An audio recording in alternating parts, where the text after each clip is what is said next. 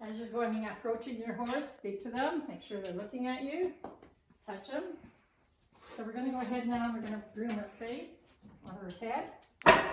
You can, if your halter is big enough, slide it around. Make sure when you take them off the wall and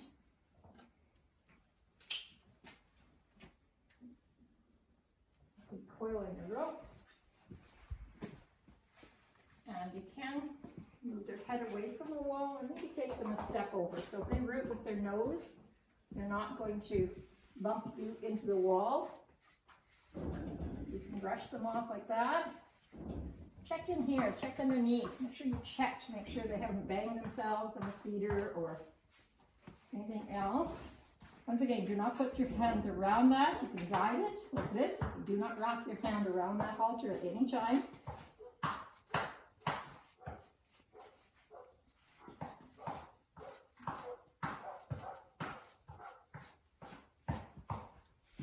One of the main things you want to check when you're doing their face is where a lot of people don't think about checking is in that throat latch area, right in here. Also in the grooves of their chin grooves. And then take your hand and physically feel in there. If she has a little cut underneath here that I wouldn't have felt with the brush, it's pretty minor by the looks of it. She's poked it on something, I can feel it. But you would not have felt that with your brush. So that would be something you may not have noticed if you had put a curb chain on there. And then in that response, she could have had some fussing with her face. Okay? So, I'm going to get that brushed out. Make sure when you brush with all this hair that you don't brush the hair into their eyes. Switch your sides.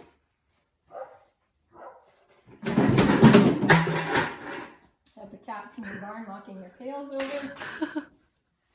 But as you see, the pails were far enough away, they weren't underneath the horse's feet. So the next thing I'm going to do here now is pull some of this hair out. So I'm running my hands once again through the throat latch, up here. Once again, don't put your fingers around. I'm using my finger to guide. Okay? Checking all through there because I can't see with all this hair. So I'm making sure I'm doing a good hand check on there. Because in the wintertime, that hair hides a lot of evils. Especially now in spring when they're starting to do a lot of that rubbing, they're going to end up scratching themselves on stuff. Okay, so I have to change brushes, so I've got to re-secure my horse. It's handy having tie ropes on the barn.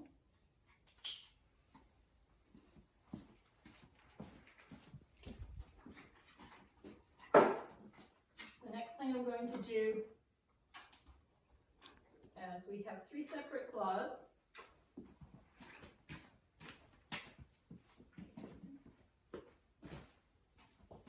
And put them where I can reach them. Okay.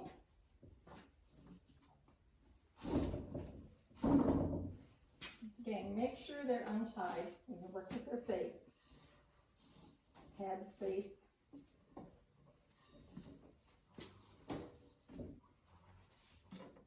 Okay, so what we're going to do is we're going to use one cloth. As you can see, they're different colors. You're not going to like this because these claws are cold. I'm going to clean out around her eye. I always bring that eye goop forward. So eyes to me are one of the, bend her head away from the wall when you do her other eye. Bring the goop of her eye forward. Make sure all those little corners are wiped out. Okay, so from her eyes.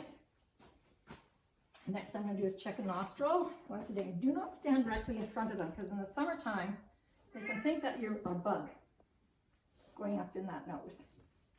I'm not overly appreciate it. Like I said, I'm sure she's not appreciating this because these claws are cold.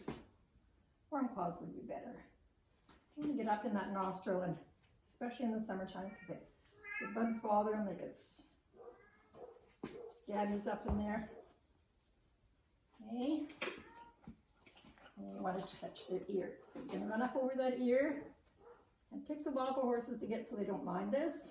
So make sure you work on that. You can put your finger down into those ears. Once again, especially checking in the summertime. Because you can get those little white bumps in the ears from maggots or whatever they are that lay in there. So wipe those ears out, feel. You can see that white crusty stuff in there. Those are from flies. They lay eggs in their ears. In their ears, some horses get very touchy over that. So that's one thing. The fly bonnets help a lot. Okay, so once we've done their face, you can re-secure the horse. Making sure you keep that 18 inches of rope. I double wrap so they don't pull tight on us. And if you're standing with your horse, do not secure your tail through. The only time you're going to secure that tail through is when you leave. Any distance. Next, once again, our next cloth, we're going to do up into her bag. And hopefully she's not going to boot at me because it is kind of cold. So you'll find that when you get up in between the teats, you're going to find a lot of this black sclera up there. You want to kind of clean that out because they can get sore from that. So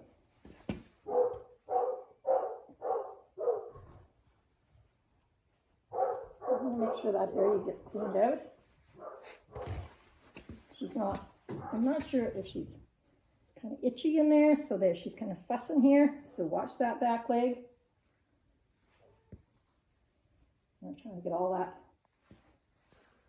scurf out from underneath there. When you get done, feel. There's still some up there I can pull out. Some pieces like that. You want to get that off. You see it's itchy for her. You'll find sometimes horses get rubbing in spring and we figure it's itching in their tail. Quite often with mares, it's the garbage between their teats. See how she was rubbing in there and wanting that scratched out?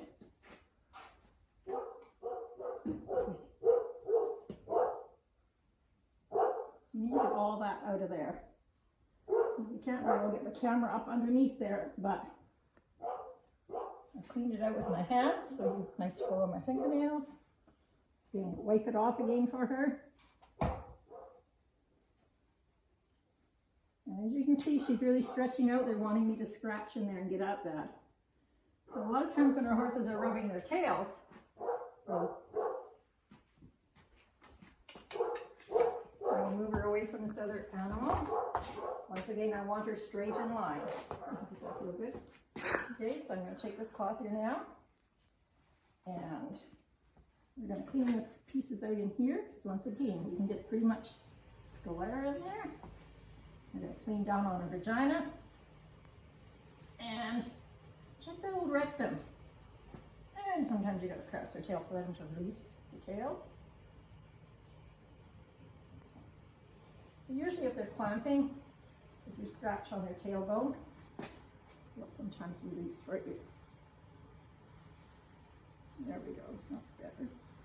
There we go. Take the tail and just pull it to the side. Get in there and clean out underneath her. Checking the underside of the tailbone. Most people forget to check that. So, you've gone down the underside of her tailbone. You've cleaned out her vagina. We've also cleaning out her rectum. She's clamping on me pretty tight. But I can feel now with my hands that there's no scurf back in there.